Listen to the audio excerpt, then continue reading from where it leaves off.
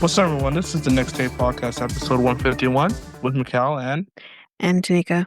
we have conversations on different topics. So today's episode is going to be a straight one topic episode, and Tanika will present us with the topic of today's episode. Tanika? So we are going to be talking about Ed Gein. Like promised, this episode was coming. Mm-hmm. Mainly, okay, first of all, before we kind of get into that, Right. Mikhail, have you watched it yet? Have you watched The Monster Didn't yet? finish it. Not yet. Didn't finish it yet. Are you almost done? Almost done. Okay, Go ahead. so you have the gist. Yeah. Okay. So like mentioned before, this episode is going to kind of be talking about obviously the facts of the case of Ed Gein. Plus, we're going to also talk about some of the facts surrounding the, this season that Uh-huh. maybe was overdone, maybe a little bit fabricated. So it's kind of this episode is going to be about the case, but also to combat some of the misinformation in the season. Make sense? Okay. Okay. Yep. All right. So let's start at the beginning.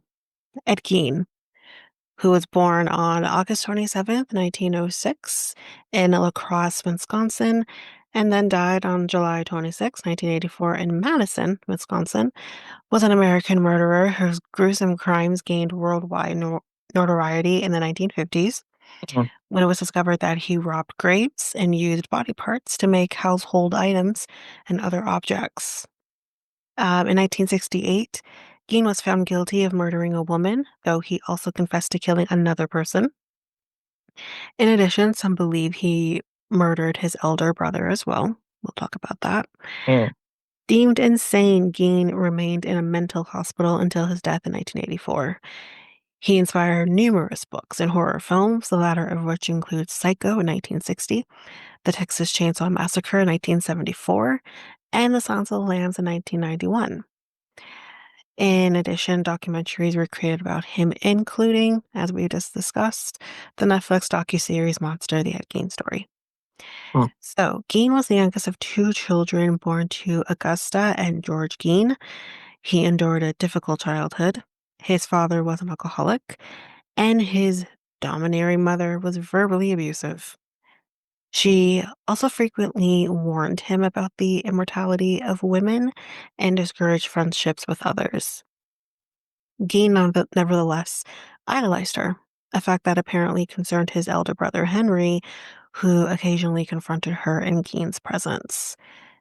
In 1940, George Gein so the father, died from heart failure, and 4 years later, Henry Gein died in a mysterious circumstance during a fire near the family's secluded farm in Plainfield, Wisconsin. Although Ed Gein reported his brother missing to the police, he was able to lead them directly to the body when they arrived. Seems interesting enough. Mhm. Despite bruises discovered on the victim's head, which, if everyone watched the season, kind of showed it could have been like blunt force trauma potentially, Mhm. if he actually did kill him. The death was ruled an accident, so that was about that. Mhm. The death of Gein's mother in 1945 left him a virtual hermit. In subsequent years, Gein cordoned off the areas of the house that his mother had used most frequently, preserving them as something of a shrine. He supported himself by working as a handyman and occasionally babysitting, which I will. Can you imagine? Mhm. My babysitter was Ed Gein. Oh, God. Oh, Mhm. Mhm. Gein attracted the attention of the police in 1957 when a hardware store owner named Bernice Warden went missing. Gein had been seen with her shortly before her disappearance, and when law enforcement officials visited his farm, trigger warning, guys, if you don't know the story, um, officials found her body hanging by her feet in a shed. She Mm, had been fatally shot, eviscerated, and decapitated. Her head was found in a box. mhm, Subsequent examinations of Gein's home showed that he had systematically robbed graves and collected the body parts of women, which he used to make household items and clothing. The macabre findings included a chair upholstered in human skin, face masks, and boxes of various body parts. He also had created a woman's suit mm, that he could wear. In mm, addition, authorities discovered the head of Mary Hogan, who was the mm, tavern operator who had disappeared in 1954. In 1958, Gein's House of Horrors was destroyed by fire, the origins of which remain unclear. I don't think it's unclear. I think people said burn it down. mm, Burn it down. Um, Gein admitted to killing the two women, both of whom allegedly resembled his mother, but pled not guilty by reason of insanity. I also want to say here, because I don't think it's going to say this here, he did not have a relationship with the woman who owned the shop. The fact that they in this season portray that he did is disrespectful to her memory, mhm. disrespectful to her, disrespectful to her family. That is sickening, and shame on Ryan Murphy for letting that be okay to do. Mhm, You can still tell the story without fabricating whether or not he had a sexual affair with one of his victims. It's just disgusting. Um, anyway, um, in late 1957, he was deemed unfit for trial. He had been diagnosed as schizophrenic and was subsequently confined in various psychiatric institutions. In 1968, however, after it was determined that he could participate in his own defense, Gein was put on trial. mm, He was found guilty of killing Warden, that's the shop owner. mm, Partly due to financial reasons, prosecutors only tried the one murder, but then was deemed insane at the time of the crime. He returned to a mental hospital where he remained until his death from respiratory failure related to lung cancer in 1984. Gein's behavior inspired numerous books and movies, notably three of the most influential horror thriller films ever made. Psycho, 1960, which I still want to watch. This was directed by Alfred Hitchcock. We saw little bits and pieces of that. I mm, will be talking about that a little bit.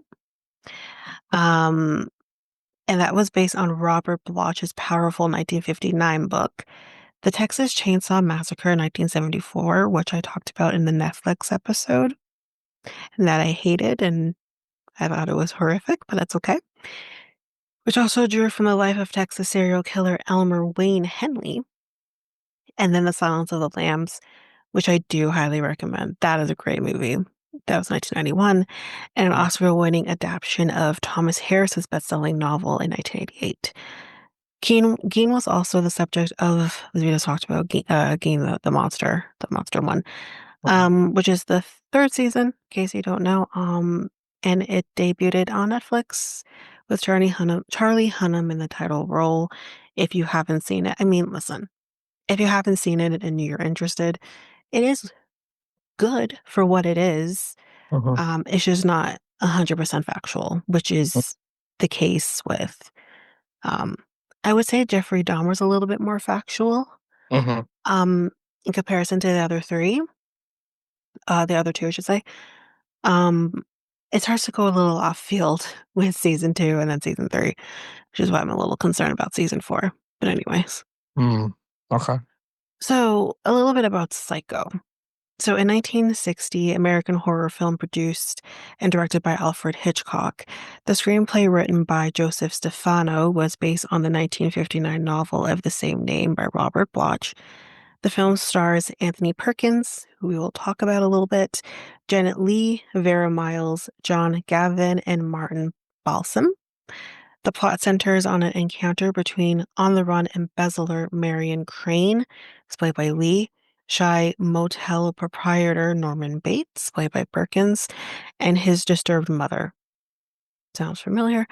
A private investigator, Balsam, Marion's lover Sam Loomis, and her sister Leela investigate her disappearance. Psycho is now considered one of Hitchcock's best films and is arguably his most famous and influential work.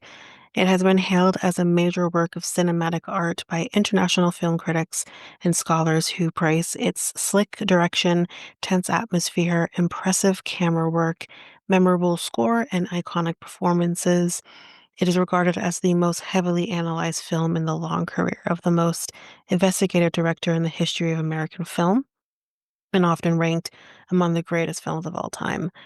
It's at a new level of acceptability for violence, deviant behavior, and sexuality in American films, and has been considered to be one of the earliest examples of the slasher film genre. After Hitchcock's death in 1980, Universal Pictures produced follow-ups, three sequels, a remake, and a made-for-television spin-off, and a television series. So, of course, when you have something that good, you have to keep it going. In 1992, the Library of Congress deemed the film culturally, historically, or aesthetically significant and selected it for preservation in the United States National Film Registry. So, a little bit about Anthony Perkins, because I was a little interested after watching this, um, that his struggles, which again have nothing to do with Ed Gein, mind you. So, I don't know why we were digging into all of this. And it made, I don't want to say that's what they were trying to say, but kind of making it seem like he has his own struggles and things that he has to work through in comparison to Ed Gein. Now, there's a big difference between a man who was a hermit, who was mentally ill, Oh, actually mentally ill. He was schizophrenic, so totally understand that, versus a person who's struggling with their sexuality. Yes, you can have mental illness come from it, uh-huh, but it's not the same. So I didn't like that. uh-huh, So I thought, um, should talk a little bit about him just like out of respect, I think a little bit more so than anything.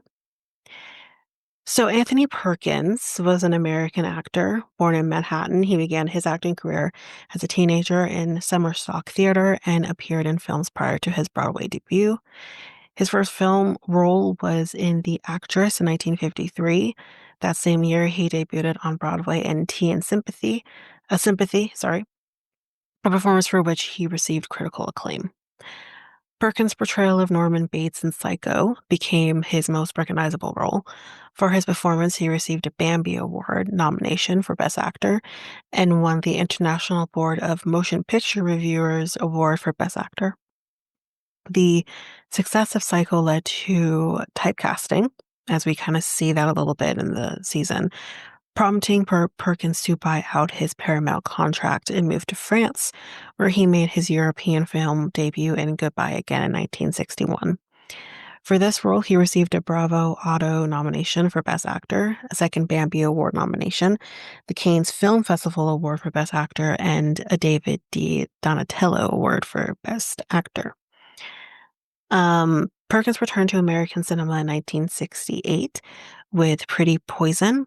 He subsequently appeared in several commercially and critically successful films, including Catch-22, which earned him a National Society of Film Critics Award nomination for Best Supporting Actor. Played as it lays in 1972, The Life and Times of Judge Roy Bean in 1972 as well, Murder on the Orient Express in 1974, and Mahogany in 1975. He married photographer and actress Barry Barrison, who I do want to say is a woman, in 1973. I'll make sense in a second. He reprised the role of Norman Bates in Psycho 2 in 1983, Psycho 3 in 1986, and Psycho 4, The Beginning in 1990. His performance in Psycho 3, which he also directed, earned him a Saturn Award nomination for Best Actor. His final acting role was in the NBC television film In the Deep Woods, which aired a month after his death on September 12, 1992, from AIDS-related causes. So there are varying accounts regarding how Perkins met his future wife, photographer. Oh, I think it's Barry Barrison. Some sources state that they were introduced at a party in Manhattan, while others claim their first meeting occurred on the set of the film Played as It Lays. Um, so Perkins and Barrison spent considerable time together during the early 1970s, despite Barrison being engaged to someone else. Well, it doesn't matter who it is, but somebody else. Over time, the relationship developed into a romantic and sexual partnership because they're, we'll get to it. According to some accounts, when Barrison informed Bernstein, who was her uh, fiance, of the change in her feelings, he responded by asserting that Perkins was gay and did not share her romantic interests. So Barrison reportedly replied that Perkins was seeing therapists, as they showed in the season, Mildred Newman, and expressed a desire to live as a heterosexual. So he really was, again, that's that conversion therapy, which I'll never understand, um, that he was actually doing because he wanted to live a straight life. Um, so Perkins and Barrison married on August 9th, 1973. At the time, Perkins was 41 years old and Barrison was 25 and 3 months pregnant. Their first son, actor and director Oz Perkins, was born in 1974, followed by their second son, musician Elvis Perkins, in 1976. Um, so gonna move along to like his sexuality a little bit. Um, and again, the only reason I'm doing this is however he identified sexually with sexual orientation. It doesn't matter, but the sad part of it, more so than anything, is that he felt he had to live a different life because of being in the spotlight. And the things that he had to do or felt he had to do in order to do so is just, it's also just, that's really sad to me. Um, but speculation about Perkins' sexuality began early in his career, particularly after his Broadway debut in Tea and Sympathy, in which he portrayed a gay character, which I don't see why that matters, but okay. According to biographer Charles Weinkoff, Perkins was connected to a expulsion of gay students at Rollins College, where he had been an undergraduate. Again, don't see that connection. But anyways, Weinkoff claimed that several of Perkins' friends were arrested on charges related to homosexuality, but that Perkins avoided dis- dis- disciplinary action due to his association with a theater professor. However, this account is based solely on interviews Weinkoff conducted with alumni, and no corroborating evidence has been found. Perkins reportedly had his first heterosexual experience at the age of 39 with actress Victoria Principal while filming The Life and Times of Judge Roy Bean. At the time, he was undergoing conversion therapy, as we just said, with Mildred Newman. In 2021 biography of director Mike Nichols, Mark Harris wrote that both Perkins and his longtime partner Grover Dale, who I believe we saw in the series or the season, pursued conversion therapy with the belief that their homosexuality was an obstacle to personal happiness. Harris also noted that Newman and her partner Bernard Berkowitz promoted the view that homosexuality was a form of arrested development. Okay. In 1999, documentary on Perkins director Sidney Lumet recounted a conversation in which Perkins openly identified as homosexual and that Perkins told him he had moved past that phase of his life. Accounts from friends, colleagues, and partners have generally characterized Perkins as homosexual rather than bisexual, citing his history of same-sex relationships and limited romantic involvement with women. Perkins himself suggested in a 1983 interview that his mother sexually abusing him, which is horrible, may have influenced his perceptions of women, which that's just not how that works. But, quote, she was constantly touching me and caressing me, Not realizing what effect she was having, she would touch me all over, even stroking the inside of my thighs right up to my crotch, which is horrible. The behavior continued until and into his adulthood. Um, so I'm gonna skip past that a little bit, but as mentioned, he died in his Los Angeles home on September 12th, 1992, due to AIDS. Due to AIDS-related pneumonia, he was 60.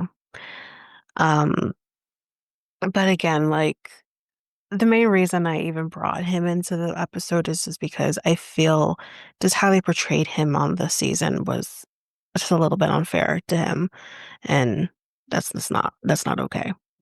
But Mm.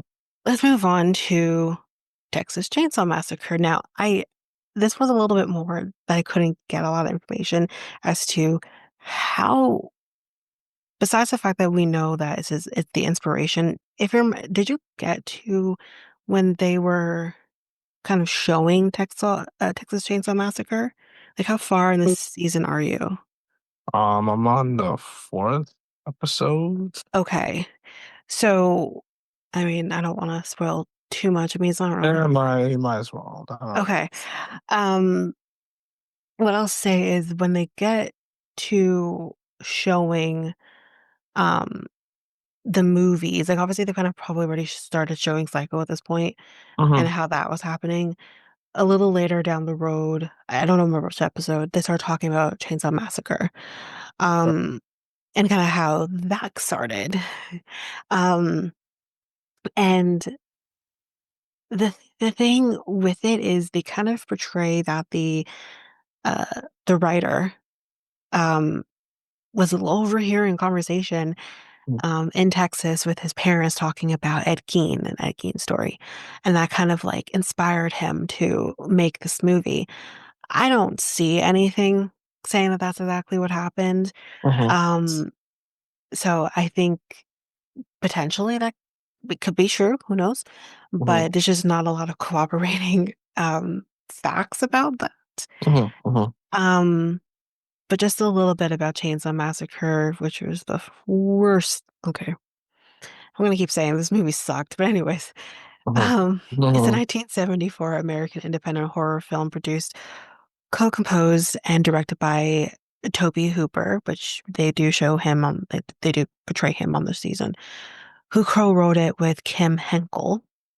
The film stars Marilyn Burns, Paul A. Perrotin, Edwin Neal, Jim Siedow, and Gunnar Hansen. The plot follows a group of friends who fall victim to a family of cannibals while on their way to visit an old homestead. Which, first of all, that was your first mistake. The film was marketed as being based on true events to attract a wider audience. It wasn't. And, well, not really. And to act as a subtle commentary on the era's political climate. I don't, first of all, hold on. What? Where? That movie was so bad. I missed the mark of that. If you're trying to talk about the political like Mm-hmm. atmosphere, climate during that time, where?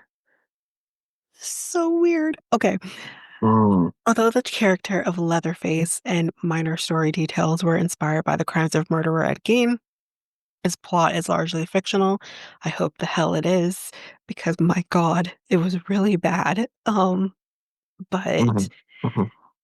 Mm-hmm. just to look at a little bit of facts on it, it's 83 minutes. Mm-hmm. 83 minutes that I can't get back. All right. The budget was $80,000 to $140,000. And I will say though, the box office amount that the profit they got back, $30.9 million. Listen, for a movie that sucked, in my opinion, Mm-hmm. that's pretty incredible. Mm-hmm. I don't get it, Mm-hmm. but that's okay. Maybe people just were like into a lot of horror movies, you know. Oh no, I don't question being into Mm-hmm. horror movies. Um, I think for me, like Okay. It's hard to explain when you haven't seen the movie, but 7, 19. Okay, when so when mhm, when you see him, okay. it's there's not a lot of anticipation when they kind of get over to the house because it's Mhm, like, okay, clearly mhm, this is the house. Clearly this mhm. is, and then you see them. Okay, okay. I'm gonna spoil a movie that's Yeah, about yeah, yeah, yeah, 50 yeah, years old, but when they walk, but then they get to the house because yeah. I can't remember the situation, Uh-huh. but a generator kind of draws them in each person that kind of goes because it goes kind of goes like one by one. So each like if the generator draws them in, they go to the house and they're just kind of out there being like, hello, hello. And then what do the dum-dums do? They go into the house. Why are you going into someone else's house? Why would you do that? And then it was a little scary when like the first time, the Uh-huh. first guy who gets captured, it Uh-huh. is a little scary when you see him. So I'll say that. Mm. However, So, after that, it's repetitive. mhm, I'm just like, this is so stupid. mhm, And then like the other connections, because here basically what I'll say, you see two additional characters right, throughout the movie. The first person you see is some guy they picked up while hitchhiking. The guy was hitchhiking. And then the other person is a person who owns like a barbecue spot with gas station and everything. mhm, When I saw both of these people, I'm like, something's not right. I knew it immediately. And it like I want a little bit of I, I know it's a different time, but I want a little bit more of like the Scream feel where it's like, oh, you think it's Billy, but that's too obvious. It can't be Billy. It can't be him. It has to be somebody else, but then it is actually Billy. So I interesting. want a little bit more guessing. And there's no guessing for me because I knew instantly there's a connection here with these two on top of this guy, the other face. Uh, and I need a little bit more. So, Right. like I said, yeah, they were they're a family. They're a family. So I'm just like, this is stupid. Mhm, mhm, And then you'll see it. So, because it's hard for me to explain, but you'll see at the end of the season, um, when the final girl, because it needs to be a final girl. But at right. the same time, I'm thinking, is she gonna die? Because if the Uh-huh. final girl dies, there's no point to this movie. The final girl has to live. Right. So when they finally get the final girl and whatever, and she escapes, which took forever, but when she finally escapes, um, and when Leatherface is like throwing the chainsaw up in the air and twirling around like a ballerina with his chainsaw in his hand, I'm like, what the hell am I watching? Mhm. I And see. like I said, you do see it in this in the final season, which in the season, which is Mhm, interesting in that sense mhm, because it ties that all in. mhm. But my God, watching the movie was torture. So you're talking about the 1974. 1974. Alright, so it got a cr the fans and critic loved it, Oh so yeah, no, clearly. yeah, yeah, so Rotten Tomatoes got, so on a tomato, meter, it got 84%, Mm, and then on the, pop, meter, so mm, that's what the audience meter, yeah. it got 82%, Yeah, so no, I don't doubt that people love this movie. yeah, yeah, And like this franchise has carried on. And I yeah, did say, um, I don't know if it's like the most recent one, but there's one that was from like 2022 uh-huh. that I watched that brought the Mhm, final girl back, which I loved. Um, mhm, but then they kill her. So I'm like, okay, but she's no longer like the quote unquote final girl. She's the OG final girl, and it's okay. You can kill the OG final girl, which makes me really scared for Scream 7. But anyways, um, so I'm like, you can kill the final girl, that's fine at this point now. But I enjoyed that. I enjoyed the more recent ones, which makes me a little more interested in watching the ones that followed 1974. Um, but people I hated did enjoy it, people people hated the 2022 one. and that's okay. That listen, that's okay. Um, it was what I will say is I hated the ending. I did hate the ending. Um, because I'm like, okay, listen, if you're gonna find a girl, not to spoil it, but we did have people who survived, two people who survived, Hmm. and oh God, the one of the girls who actually was, I think I might have said this was in Happy Death Day too. She's has her head stuck out of the freaking sunroof, and I'm like, Hmm. girl, you need to put your head back into that sunroof. And he grabs her. We think he's dead, but he's not. He grabs her and just chainsaws her head from the rest of her body. And her sister is just driving away, or not really driving away, but they had it automatic, and is watching this happen. And I'm just like, oh, that sucked. That sucked. But whatever. Otherwise, I didn't hate it. I don't know. I did. Maybe it's the opposite day for me. I did not like the original Texas Chainsaw Massacre. It just sucked really bad. Really bad. Anyway, but a movie that I didn't hate, that I loved, and I highly recommend. It is so good. Silence of the Lambs.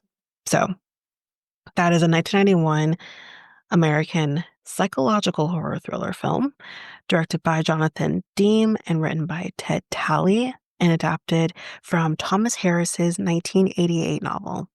It stars Jodie Foster as Clarice Starling, who is a young FBI trainee who is hunting a serial killer known as Buffalo Bill. Buffalo Hmm. Bill. This is what's interesting about this movie. Kind of similar to Chainsaw Massacre, because it had two different people they were inspired by for this movie. It had the Ed Gein aspect of it, which was Hannibal Lecter. But again, we don't know if Ed Gein actually ate anybody. Um, and then Buffalo Bill, who is also a real life serial killer. He's real. So Hmm. that's what makes it so interesting.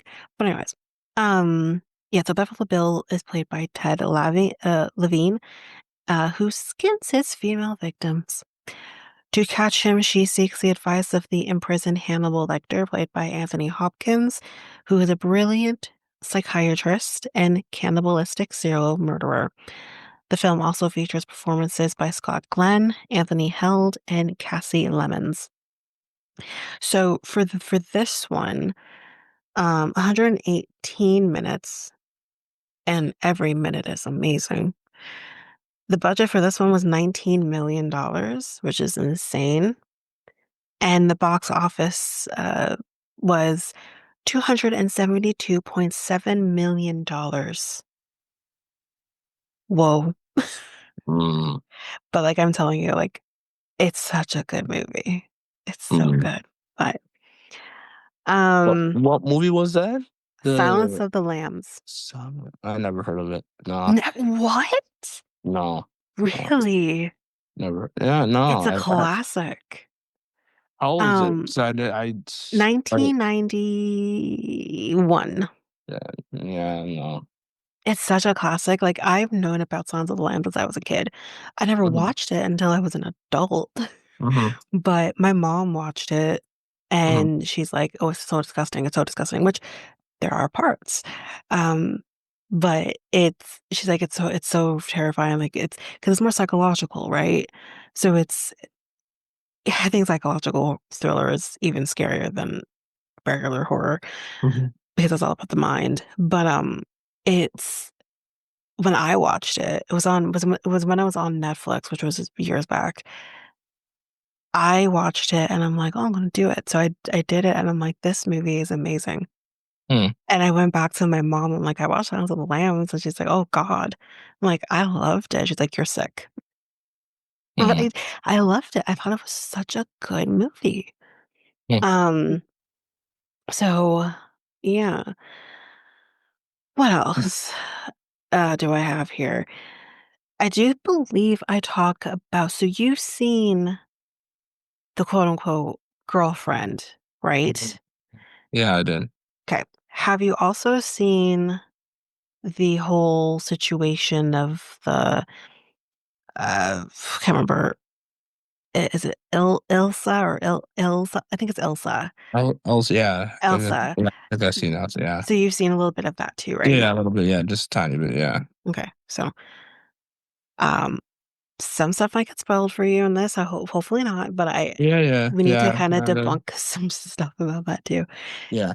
So as we know in the season, Hmm. Geen learns about Elsie or Elsa, whatever. Doesn't really matter. She sucks. Hmm. Elsie Hmm. Koch, who is a real person. She's a notorious wife of a German, this is a word, Schutzstaffel Nazi officer during Hmm. World War II. Hmm. Perhaps it's no coincidence that after Gein's 1957 arrest, when he admitted to killing hardware store owner Bernice Worden and Mary Hogan, police Hmm. discovered that, like Koch, he had a morbid fascination with the human anatomy, as we've discussed. While it's completely unknown what, if any, effect news coverage of Koch, which was played on screen by Vicky Krieps, I think is her name, had on Geen, her true story is just as disgusting as Hmm. his crimes. So, a little bit about her. Koch was born Marguerite Elsie Kohler. No, I said that name wrong, but on September 22nd, 1906, in Dresden, Germany, according to the Washington and Lee University School of Law. Koch's father was a factory foreman and her family wasn't politically active. Hmm. Little is known about her childhood, but she studied accounting and later became a bookkeeper. Koch joined the Nazi Party in 1932 and within 2 years started working as a secretary at the Sachsenhausen concentration camp in Berlin. She married Karl Otto Koch, who was a ruthless SS commandant, lovely, assigned to another camp, Buchenwald. Arriving there in 1937, she and her husband had three children together, one of whom died in infancy on a family skiing holiday. I have questions about that. The family's opulent living space was known as the Villa Koch, and Elsie hosted lavish gatherings. She assisted the prisoners who worked at the home Hmm. call her, I'm not even going to try to attempt to say that in German, but it basically means gracious lady. That's what she wanted to be called. Hmm. Um, but according to eyewitness testimony, Koch's behavior was anything but gracious. Koch earned a series of barbarous nicknames, including the Beast of Buchenwald, the Witch of Buchenwald, for her alleged torture of prisoners. Maybe we can also add the Bitch of Buchenwald, but that's okay. Hmm. During Koch's trial at an Allied military tribunal, eyewitnesses testified she beat prisoners with her riding crop and sometimes forced them to have sex with her. She's just as sick as the men. Right. Most disturbing of all, they claimed Koch identified prisoners with tattoos and ordered their deaths. Afterward, and trigger warning if you didn't see Hmm. the season or you don't know Hmm. this, she allegedly used the skin from those corpses to craft a variety of household objects, including lampshades, Right. photo albums, and a briefcase, and a pair of gloves. Sick. Koch, whose husband was convicted of corruption and graft. I don't know what graft means. And he was executed by the SS. She was sent to live with her surviving family in Ludwigsburg during the final years of the war. Then U.S. authorities arrested her in 1945 and placed her in prison, where she later had a fourth child placed into foster care. At her 1947 trial, prosecutors couldn't prove Koch was guilty of the most disturbing charges against her. However, she was convicted of being a part of the common design to abuse prisoners and sentenced to life in prison. Good. That's where she deserved to be. Koch's sentence was later reduced, and because of time already served, she was released on October 17th, 1949. However, The West German government apprehended Koch the same day and charged her with abusing German citizens during the war. She was Mm, convicted and again sentenced to life in prison. Koch mhm, then died by suicide in prison on September 1st, 1967. And now the next part we're going into, which will probably be the last part, is the quote unquote girlfriend, Adeline mhm, Watkins. mhm, mhm, Um, let's talk about her, y'all.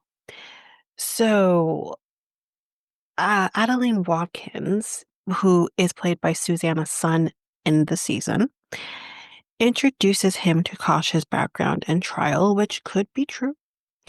This suggests Gein's gruesome grave robbing habits, which included fashioning the skin of corpses into those bodysuits and household objects, derived from the knowledge of the infamous war criminal, which again could be true. It's entirely possible Gein knew of Koch, as Washington and Lee University points out every major newspaper in the US covered her trial. Extra rows of seats even had to be installed in the courtroom to accommodate the large number of reporters. However, Gein never made any public mention of Koch. So that right there debunks the season or her story after his arrest, so there is no way to know if this was actually true. Furthermore, it's likely Gein wouldn't have heard Koch's story from Watkins. The latter directly refuted in a 1947 newspaper article, claiming they had a nearly two-decade romance, which included a shared interest in books and true crime. In mhm, any case, Netflix's Monster the Ed Gein story ensures a new generation of true crime enthusiasts will know of Koch's disturbing legacy, which we just talked about. Watkins, played by Susanna Sun, um, gained notoriety in the days after Gein's arrest when she revealed a two-decade-long courtship with the Butcher of Plainfield, which was his serial killer name. It was a love story that seemed almost too wild to be true. And as it turned out, any skepticism was entirely warranted. Following his arrest in November 1957, Gein admitted to the murders of, as we've just talked about, a 58-year-old hardware store owner, Bernice Warden, and 54-year-old Mary Hogan, the latter occurring 3 years prior. Details about his implicit activities emerged, along with morbid curiosity about his personal life. Enter Watkins. According to mhm, a syndicated report in the Wisconsin State Journal from November 21st, 1957, she gave an interview to the Minneapolis Tribune in which she offered details of her life with Gein. The article also included a photo of Watkins, so if you do want to see that, you probably can find it. Um, Titled Plainfield Woman Nearly Wedded Gein, Watkins, who lived with her widowed mother in a small Plainfield, Wisconsin apartment, said she and Gein frequently went to movies and nearby taverns together. They shared a love of reading, mhm, with reportedly a fan of books about lions and tigers in Africa and India, and hauntingly discussed murder cases together. Watkins's mother appeared to corroborate her claims, calling Gein a sweet and polite man who never broke Adeline's 10 p.m. curfew. mhm, Most shockingly, Watkins claimed Gein had proposed during their final date in February of 1955, but she declined. Quote, not in so many words, but I know what he meant. I turned him down, but not because there was anything wrong with him. Well, I beg to differ. It was something wrong with me. I guess I was afraid I wouldn't be able to live up to what he expected of me. These mhm, seemingly hinted at a softer side of Keene. However, their validity was soon called into question by an unlikely source, Watkins herself. Around 2 weeks later, Watkins spoke publicly again for another report that appeared in the Stevens Point Journal on December 3rd. In the new article titled Woman Declares Gein Romance Was Exaggerated, she claimed the original Tribune story was blown up out of proportion, so its importance and containing untrue statements. She clarified she had known Gein for 20 years, but any regular interactions between them only occurred after 1954. Quote, actually, Miss Watkins declared Gein was had called on her for only 7 months and then only intermittently. She said Gein during this short period stopped at the Watkins home on some afternoons or evenings, and that the couple had attended shows at the Plainfield Theater a few times. Watkins refuted that she or her mother referred to Gein as sweet, but did confirm he seemed quiet and polite. She also asserted she was never inside the Gein home, where police eventually discovered Gein had kept human body parts and maintained a shrine to his late mother, Augusta. Gein never shared any details of his relationship with Watkins publicly, meaning we'll never know the full truth about how close they really were. So, I say this to say, again, Mikel, Mhm. you haven't gone here yet, but Mhm.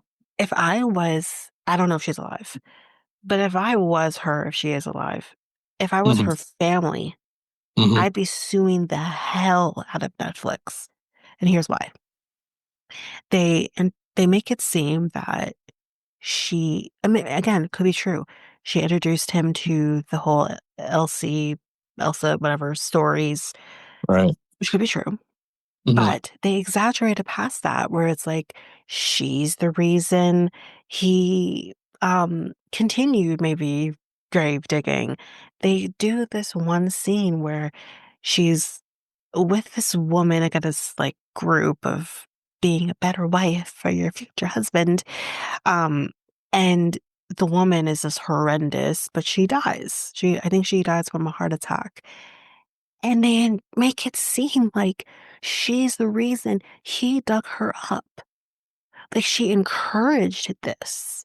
They also make it seem that she had sexual intimacy with him at one point. Mhm. They make it seem that she's the reason he started babysitting.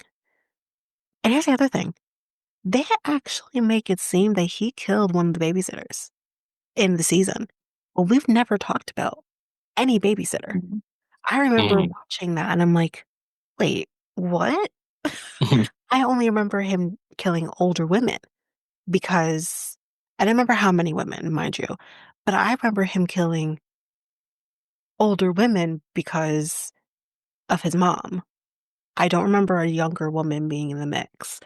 And to me, it feels like they did that to make it seem, oh, he really is a serial killer. Mhm. Mhm. When no, we don't know that, right? Mhm. So they do that. And then the biggest thing why I'm saying they should sue Netflix Right. is she goes off to New York because she wants Mhm. to work as a photographer. They make it seem she wants to work as a photographer for this um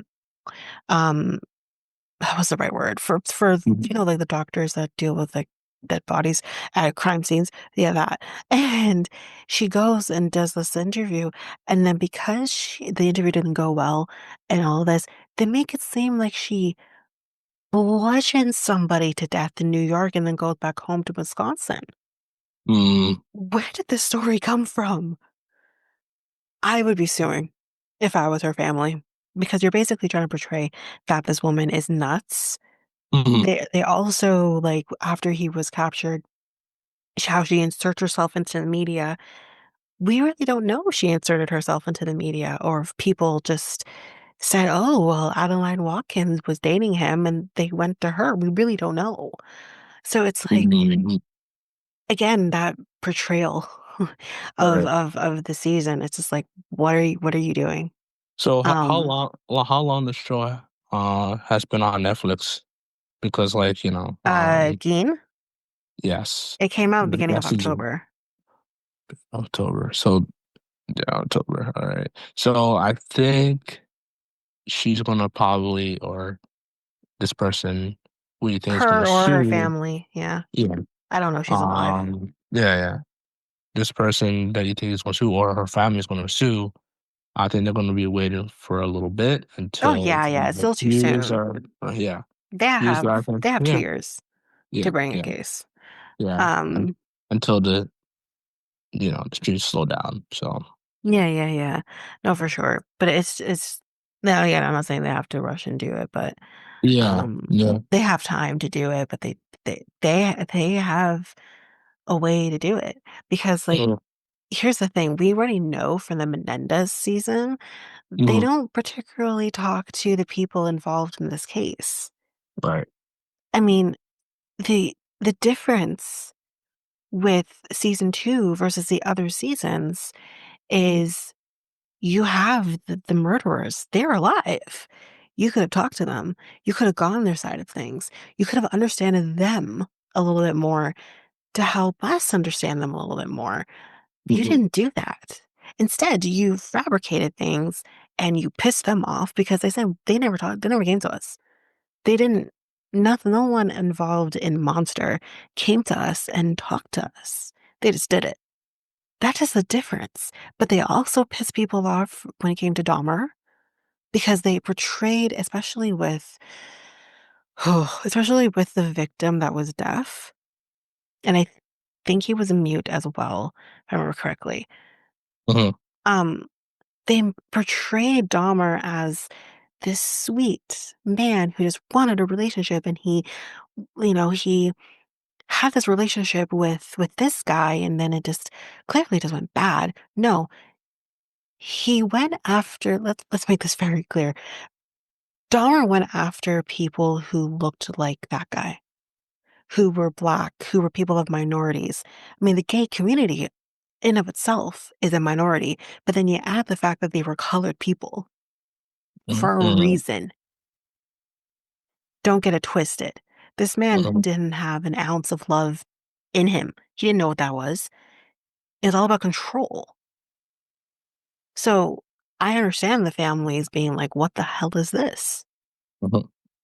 So listen, you can tell a story without fabricating the facts. And I that's the agree. issue I have with Ryan Murphy. I Mhm, still watch her, but like that's the issue I have with Ryan Murphy's stuff. However, I didn't know this, but apparently he was involved in People versus OJ. That mhm, was so well done. mhm. It wasn't fabricated. The facts were the facts. Yeah. The only thing that I'm like confused by was how Cuba Gooding Jr. looked anything like OJ, but that's fine. Mhm. And I'm like, that was such a well done Do you mini do you think doc or whatever. he was under pressure to write in? Well, I don't not I'm not sure if he's the writer, I right? don't know But if do you he's the think writer, he's the director. he's a director? But like, do you think Mm, he was under pressure to just like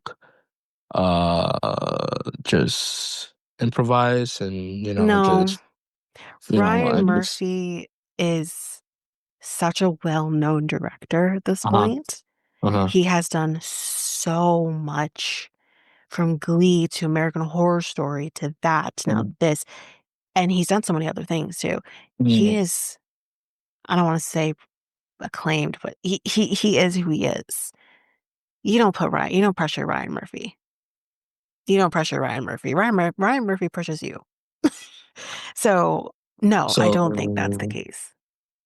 I just saw this on my off topic. Just saw this on my my timeline. Well, actually this has to do with Ryan Murphy, Mm, but his new show, all of All's Fair, and this is featured with starring Kim Kardashian, yes, Naomi yes, Watts, I saw that. Nancy It does look good. I'm not Natch. gonna lie. It does look good. It does. It does look good, but I haven't seen it, so I can't Mm, speak to it. Tiana Taylor, she's a upcoming great actor now. Mm, Sarah Paulson and Paulson. Glenn Close. S- Paulson? Basically, Okay. like he's. I don't know about Tiana Taylor, but I know Yeah. he hasn't worked with Glenn Close before, anyways. But like Kim Yeah. Kardashian, uh, Sarah Paulson, he's worked with them before Hmm. between American Horror Story and the OJ thing, and like, Oh. because I think he did work, even though Kim Kardashian wasn't in the OJ one. Hmm. Hmm. I think he worked really closely with the family in terms of portraying Robert Hmm. Kardashian uh, Hmm. pretty accurately. And Hmm. so yeah, like, these people he's worked with before for the So most part. it's got a 0 on Rotten Tomato. Really? Oh, then Yeah. I guess I won't be watching it. The critics name zero put a 0% on it, and then the audience is saying it's 54%. So barely a pass. Yeah, Barely a yeah, pass. yeah. I wonder why. Like, I don't want to go because again, I feel like Kim Kardashian has been. This is not her first acting role. She's done a few at this point, but I feel like mainly she's been in the American Horror Story realm. So this is a very different thing for her. Mm-hmm. But I do wonder if having her on the show kills the vibe, to kind of put it lightly. Because again, I haven't seen her acting. I'm not a huge American Horror Story girl, so like, I haven't Mm-hmm. seen her in those. Um, she looks creepy as hell, though, so I will say that. Mm-hmm. Um, but I just wonder if like this is such a different feel that maybe she just isn't received as well. Because I mean, everybody else is who they are. You know what I mean? Yeah, Sarah yeah, Paulson's incredible. Glenn Close. Like, come on. She's she's she's untouchable. I can't yeah, imagine that's the issue. That's also, I don't know, maybe it's a story. It could be the story. yeah, Maybe the yeah. story Well, sucks. hopefully this doesn't ruin the chances of Tiana Taylor because she just came out of a great movie with What movie was what's she his in? name? What's his name? What's his name? Mr. Titanic himself. Who? Uh, Mr. Titanic. You know, Mr. Titanic. Oh, okay. Whoa. Okay, I know what you mean. Leonardo DiCaprio. But Yeah, yeah. okay, Hold on. yeah, okay. But like, The again, people have bad stuff and it doesn't necessarily change yeah. anything for them. One bad thing on top of One. everything else is not that big of an So issue. the movie that came out for Tiana Taylor is one battle after another, and people Okay. just loved it. Like it's Yeah. received a 95% on Rotten Apple. Yeah. It could Mm-hmm. very well just be like the storyline itself. Like, Mm-hmm. here's the thing. I feel like Mm-hmm. Ryan Murphy, first of all, I didn't know that was Ryan Murphy, but I feel like Ryan Murphy doing a show like that, Mm-hmm. I don't think I don't think that's what people want to see anymore. I think he really hit the jackpot with Glee, Mm-hmm. but I feel like that was like uh it just happened. It just happened to Mm-hmm. do so well. Um, but he does so well when done right Mm-hmm. with the true crime realm. Because American Horror Story, even though like it's fictionalized, which is fine, that's the whole point, but he does dip his toes into the true crime realm and uses it to bring into that American Horror Story realm, which Mm-hmm. is totally like that's fine, do that. Um, I have no issues with that part. But Mm-hmm. when he does like the factual stuff, and I'm not talking monster, he does it well. So I don't know what's going on with Monster and why he doesn't do that well. Because like I think he also did, which I will be talking about in the future. Actually, I'm not gonna because I don't want to spoil you on it. So I'm gonna Mm-hmm. not say the big time guy, but Mm-hmm. he did um everyone else will know what I'm talking about if you're a part of the true crime space. But Mm-hmm. he did a show based on this crazy ass serial killer named Andrew Cunanan. Cunanan, whatever, who cares? All right. Um, and it was fantastic. I think about it all the time. That show was fantastic. You can watch it on like FX or whatever. If you have demand, you can still get it, I think. It was so incredibly well done. And it was factual. He stuck to the facts for the most part. It was so well done. I don't understand how he can go so far off left field with Monster. I don't get it, but Mm-hmm. it is what it is. Okay. But anyways, that's it for me on this one. All right. Okay. So thank you for thank you, Tanika, on Fact checking this thing. representing. Yeah, this show. because I watched like a little bit of it, so I'll probably Mhm. remember the I mean, spoilers and for all what that it from that is, episode. like I said, it is good for what Mm, it is. yeah, But I do think it's important to fact check. yeah, yeah, obviously. Okay. So this ends episode 151 of the Next Tape podcast. The Next Tape podcast is available on all podcast platforms. We also have a website, Tanika, Nextdaypodcast.podpage.io, and where else are we at? Facebook and Instagram at Next Take Podcast, and Twitter, TikTok, and Blue Sky at Next Take Pod. And you can contact us in our email at mikeltanika@gmail.com. That's mikeltanika@gmail.com. So yeah, basically uh Tanika explained Ed Gein, right? Ed If I Gein, yeah. yeah, the Netflix and the story, right? The real Yeah, story. we basically, to break it down a little bit, we talked Ed Gein, we Mm-hmm. talked the movies inspired by him, we Mm-hmm. talked Mm-hmm. Anthony Perkins as well. Mm-hmm. We talked Ilsa Kosh or whatever her name is. We talked Adeline Yeah. Watkins. We did everything Mm-hmm. that I could get my hands Okay. on. All right. Okay. Okay. So I have nothing else to say about that. Well, do you have anything else to add, or you want to just Uh, no, F no? Ed Gein, but Okay. he's dead, so it's fine. All right. All right. Okay. All right. So I'm Mikael, and And I'm Tanika. until Next week. peace, guys. Bye.